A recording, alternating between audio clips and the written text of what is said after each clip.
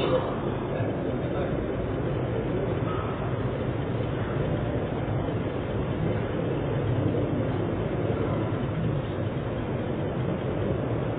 الرحمن الرحیم الحمد للہ رب العالمین والصلاة والسلام علی سید المرسلین وعلی آلہ وصحبہ اجمعین۔ میرے پیارے بھائیو،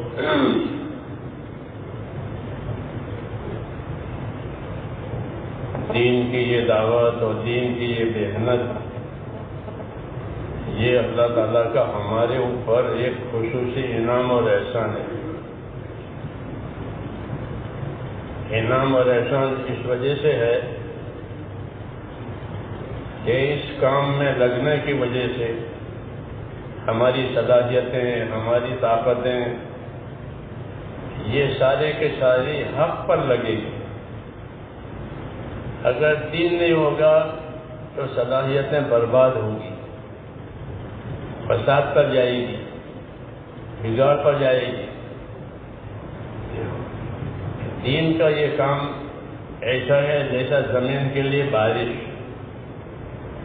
زمین پر بارش ہوتی ہے تو زمین کی خیر آتی ہے، زعفران کی زمین میں زعفران، جو کی زمین میں جو، جو زمین میں صلاحیت ہے وہ صلاحیت باہر آتی ہے پانی کی وجہ سے۔ پانی بند ہو جائے تو پھر زمین کچھ نہیں کر سکتی۔ ایسے ہی یہ کام ہے، آپ لوگوں کے اندر اللہ نے بڑی صلاحیت رکھی ہے، بڑی سمجھ آپ کو دی ہے۔ اللہ نے ایسی سمجھ دی ہے کہ ساری دنیا کو اس کا نفع ہو سکتا ہے۔ جی ہاں، کیونکہ روئے زمین پر اللہ تعالیٰ کو دو باتیں پسند ہیں۔ ایک، زمین پر اللہ کی عبادت زندہ ہو جائے، اور زمین پر اللہ کی مخلوق کی خدمت ہو جائے۔ کہ اللہ کے مخلوق کی خدمت کرو، اللہ کے مخلوق پر رحم کرو، زمین والا تم پر رحم کرے گا۔ زمین پر رحم کرو زمین والوں پر، تو آسمان والا تم پر رحم کرے گا۔ تو زمین پر رحم کرنے کی یہ سب سے اچھی شکل ہے کہ ہماری زندگیاں دین پر لگ جاوے، گناہوں سے ہماری حفاظت ہو جاوے، اللہ کے نافرمانیوں سے بچاؤ ہو جاوے، تاکہ اللہ کا غضب اور غصہ زمین پر نہ آئے۔ جب اللہ کی نافرمانیاں ہوتی ہے تو اللہ کا غضب زمین پر آتا ہے۔ مصیبتوں کے، پریشانیوں کے دروازے کھل جاتے ہیں، اور جب دین ہوتا ہے تو برکتوں کے دروازے کھلتے ہیں، رحمتوں کے دروازے کھلتے ہیں۔ وَلَوْ أَنَّ أَهْلَ الْقُرَىٰ آمَنُوا وَاتَّقَوْا لَفَتَحْنَا عَلَيْهِمْ بَرَكَاتٍ مِّنَ السَّمَاءِ وَالْأَرْضِ۔ یہ زمین پر رہنے والے لوگ اپنی زندگی ایمانداری، پرہیزگاری پر لگاوے تو فرماتے ہم آسمان سے بھی برکتیں دیں گے، زمین سے بھی برکتیں دیں گے۔ کہ آسمان سے ایسا پانی آئے گا برکتوں والا، اور زمین اپنے خیرات ظاہر کرے گی۔ تو یہ کام وہی ہے کہ آسمان زمین سے برکتیں لینا، پریشانیوں کے دروازوں کو بند کرنا، انصاف، احسان زندہ کرنا زندگیوں میں، کہ انصاف کے ساتھ ہماری زندگی گزرے۔ جو اپنے لیے پسند کریں وہ دوسروں کے لیے پسند کریں، جو اپنے لیے ناپسند کریں وہ دوسروں کے لیے ناپسند کریں۔ اس کو انصاف کہتے ہیں۔ ہمارے دین میں انصاف کی تعلیم دی ہے کہ جو اپنے لیے پسند کرو وہی دوسروں کے لیے پسند کرو، جو اپنے لیے ناپسند کرو وہ دوسروں کے لیے ناپسند کرو۔ اس سے آگے یہ ہے کہ دوسروں پر احسان کرو، اپنی ذات سے دوسروں کو فائدہ پہنچاؤ، پھلدار درخت کی طرح۔ کہ پھلدار درخت پر لوگ ڈھیلے ماریں گے تو وہاں سے پھل آئے گا، ڈھیلے کا جواب ڈھیلے سے نہیں آئے گا بلکہ پھل آئے گا۔ تو ایسی زندگی، لوگ نبیوں کو ستاتے تھے اور نبی ان کو دعا دیتے تھے۔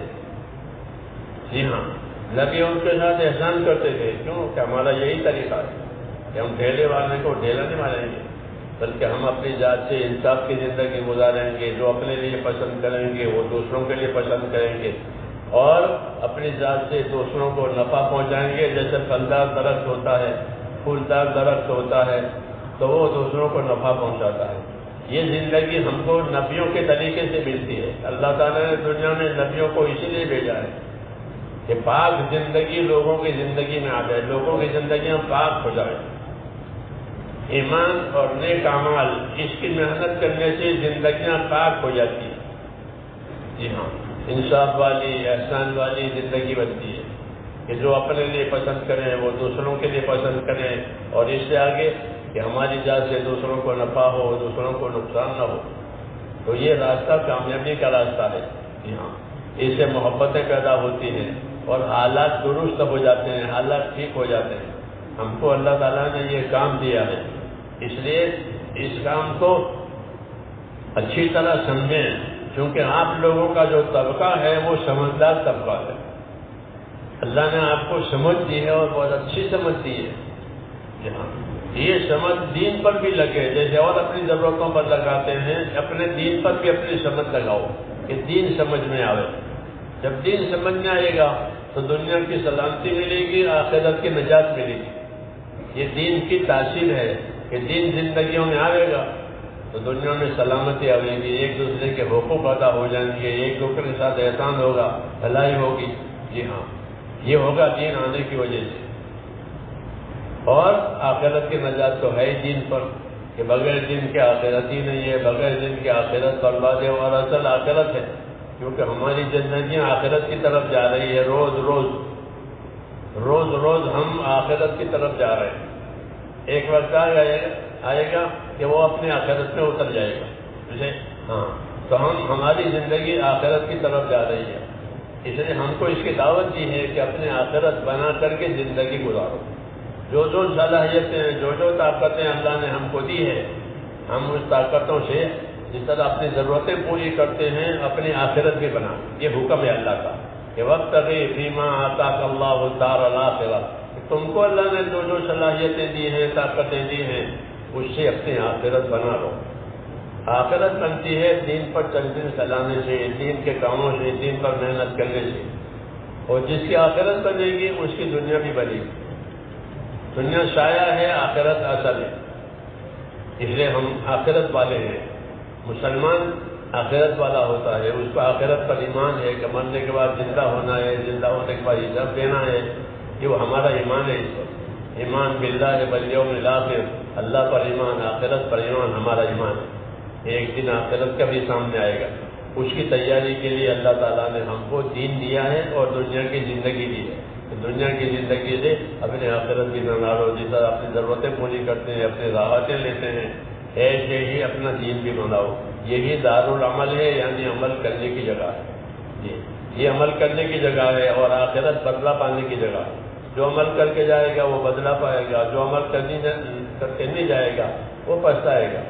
اس لیے اللہ تعالیٰ نے ہم کو یہ بڑی نعمت دی ہے، دین کا کام۔ ہاں، اس سے ہمارے ایمانوں میں ترقی آئے گی، ہمارے اعمال صحیح ہوں گے، ہمارے اخلاق صحیح ہوں گے، اور ان سب کے مجموعے سے موت کے بعد کی زندگی بنے گی۔ جی ہاں، اس کے لیے یہ کام ہے۔ اللہ تعالیٰ آپ حضرات کی محنت کو قبول فرماوے اور اس میں اور ترقی عطا فرماوے، اور تاکہ اللہ تعالیٰ ساری دنیا میں آپ سے کام لے۔ ہاں، یہ نیت کرنی چاہیے کہ ساری دنیا میں کام کریں گے۔ کیوں کہ آپ جس لائن میں ہیں اس لائن سے ساری دنیا میں جا سکتے ہو۔ جی ہاں، ساری دنیا میں جا سکتے ہو، ساری دنیا کو سمجھا سکتے ہو۔ جب آپ نے خود اپنے اندر یہ چیز پیدا کر لی تو آپ ساری دنیا کی رہبری کر سکتے ہو۔ اسی نیت سے یہ کام کو اپنانا ہے، اس کام کو سیکھنا ہے کہ آگے چل کر ہم رسول اللہ صلی اللہ علیہ وسلم کی امت میں ہیں، اور نبی صلی اللہ علیہ وسلم کے بعد کوئی نبی نہیں آئے گا، بلکہ نبی کا کام ہمیں کرنا ہے۔ اس لیے دین کو سیکھنا ہے، دین کو سکھانا ہے، اور دین سیکھ کر دوسروں کو اس کی دعوت دینی ہے کہ ایک ایک مسلمان کی زندگی اللہ کے حکم والی، نبی صلی اللہ علیہ وسلم کے طریقوں والی بن جائے، تو پھر دنیا کی برکتیں اور آخرت کی نعمتیں اس کا اللہ تعالیٰ نے ہم سے وعدہ کیا ہے۔ پھر دعاؤں میں قبولیت آئے گی، وہ دعاؤں سے کم بنے گی۔ جب دین زندگی میں آئے گا تو دعاؤں سے کام بنے گی کہ دعا مانگی اور کام ہو گیا، دعا مانگی اور کام ہو گیا۔ جی ہاں، مولانا صاحب یہی کہتے تھے کہ اس کام کے ذریعے سے ہماری دعاؤں میں طاقت آئے گی کہ پھر ہم دعا مانگیں گے تو اللہ ہماری مراد پوری کرے گا۔ جیسے صحابہ کرام کو بھی کہ وہ اپنی دعاؤں سے اپنے کام کراتے تھے۔ وہ بھائی ابن کعب ایک صحابی ہے، وہ ایک جماعت کے ساتھ سفر کر رہے تھے، راستے میں بارش ہوئی، انہوں نے دعا مانگی کہ یا اللہ بارش تو ہوتی رہے، یہ تو سب کی ضرورت کی ہے، لیکن میرے کپڑے نہ بھیگے، یہ دعا پڑھیں، میرے کپڑے نہ بھیگے، میں کوڑا رہوں۔ وہ دعا قبول ہو گئی۔ جب قافلہ منزل پر پہنچا تو لوگوں نے سب بھیگے ہوئے ہیں، قافلے والے یہ کوڑے ہیں، کہ آپ کوڑے کیوں ہیں؟ کہ میں نے اپنے پروردگار سے دعا مانگی تھی، اللہ نے مجھے کوڑا رکھا۔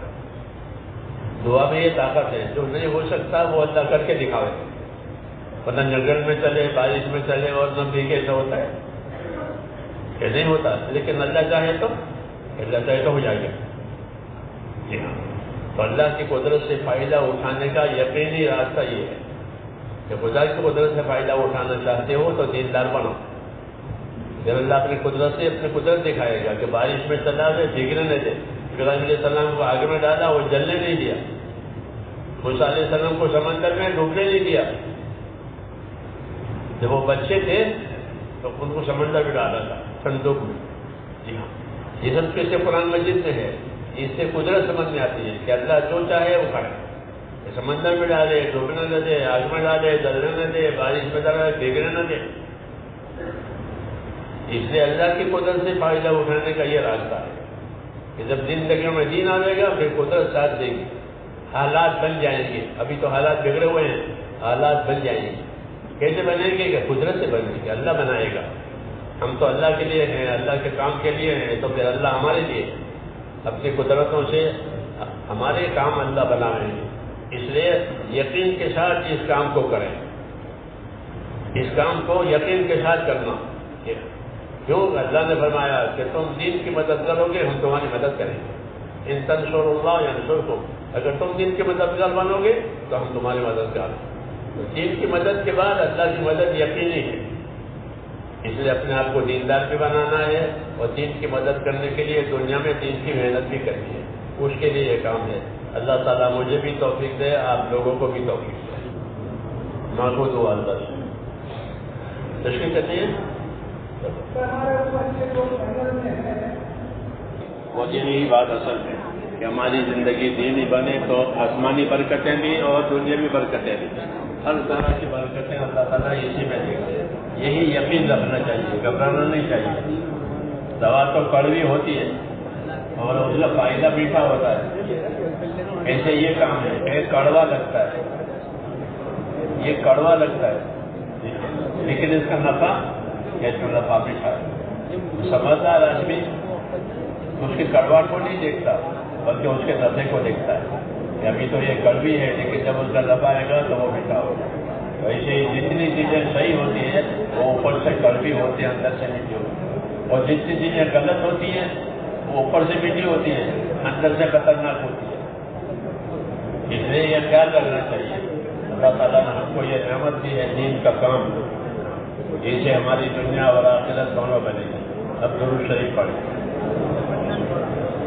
اللهم لك الحمد كله ولك الشكر كله ولك الملك كله بيدك الخير كله إليك يرجع الأمر كله لا إله إلا الله وحده لا شريك له له الملك وله الحمد ويحيي ويميت وهو على كل شيء قدير اللهم صل على سيدنا محمد وعلى آل سيدنا محمد كما صليت على إبراهيم وعلى آل إبراهيم إنك حميد مجيد اللهم بارك على سيدنا محمد وعلى آل سيدنا محمد كما باركت على إبراهيم وعلى آل إبراهيم إنك حميد مجيد اللهم اجعلنا نبينا محمدا صلى الله عليه وسلم بما هو أهله واجزي الأنبياء كلهم خيرا وسلام على المرسلين والحمد لله رب العالمين ربنا إننا آمنا فاغفر لنا ذنوبنا وقنا عذاب النار ربنا إننا آمنا فاغفر لنا ذنوبنا وقنا عذاب النار ربنا إننا آمنا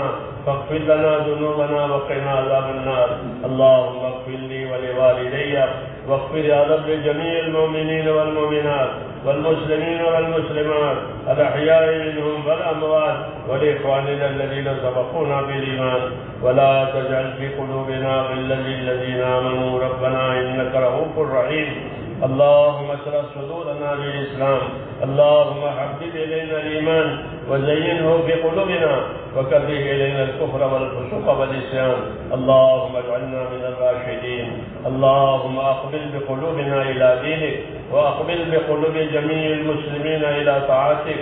اللهم إن قلوبنا ونواسينا وجوارحنا بيدك لن تملكنا منها شيئا، فإذا فعلت ذلك بنا فكن أنت ولينا واهدنا إلى سواء السبيل.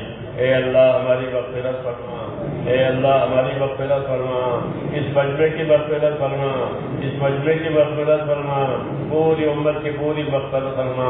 اے اللہ امت پر سے اپنی ناراضگی کو اٹھا لے، پوری امت کو اور ہم کو اے اللہ تیرے رضا والے راستے پر قائم فرما دے. موت تک اخلاص اور استقامت کے ساتھ ہمیں اپنے دین پر اور دین کے کاموں پر قائم فرما. جتنی رکاوٹیں ہیں، جتنی دشواریاں ہیں، اپنے کرم سے اس کو آسان فرما دے اور ہر خیر کو ہمارے لیے مقدر فرما دے. ہر شر سے، ہر فتنے سے، ہر بلا سے، ہر بیماری سے ہماری پوری حفاظت فرما. اے اللہ یہ محنت ہو رہی ہے، اے مولا اس محنت کو قبول فرما، اس میں برکت عطا فرما. اے اللہ اس میں دلوں کا جوڑ ہے، اے اللہ دلوں میں یہ کام اتار دے اور اس کا شوق پیدا فرما دے، اس کا شوق پیدا فرما دے، اس کام کا شوق پیدا فرما دے. اور اے اللہ اپنے شوق سے آخرت کو بنانے کے لیے، اپنی زندگی کو بنانے کے لیے اس کام میں ہم نے سے ایک ایک کو موت تک اس کام پر قائم فرما.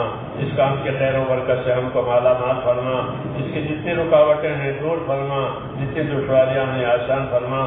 جتنے نیک مقاصد ہیں لوگوں کے دلوں میں اے اللہ ان نیک مقصد کو پورا فرما، اس میں برکت عطا فرما اور ہر خیر کو ہماری طرف متوجہ فرما. جتنی خیر رسول صلی اللہ علیہ وسلم نے مانگی ہے یا اللہ وہ ہمیں بھی عطا فرما. اور جن شرور فتنوں سے پناہ چاہیے ان تمام شرور فتنوں سے ہماری بھی پوری حفاظت فرما. پریشان حالوں کی پریشانیاں دور فرما، مشکلات کو آسان فرما، بیماروں کو شفا عطا فرما.